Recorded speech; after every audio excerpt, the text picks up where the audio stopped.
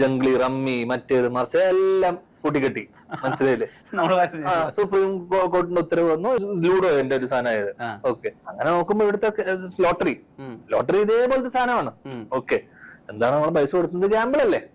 Okay, ഒരു ഉറപ്പില്ല. പൈസ കൊടുത്ത എത്രയോ കോടിക്കണക്കിന് പൈസ ലോട്ടറി എടുത്ത ആൾക്കാർ പൈസ കളയുന്നത്. ഷാറുഖ് ഖാൻ പോയിട്ട് എൻഡോസ് ചെയ്യുന്നത് വിമൽ പാൻ മസാല എന്ന് പറഞ്ഞ സാധനമുണ്ട്. ഓക്കെ, അജയ് ദേവ്ഗണും ഷാറുഖ് ഖാനും ടൈഗർ ഷറോഫും ഒരുമിച്ച് 3 പേരും കൂടെ പാൻ മസാല.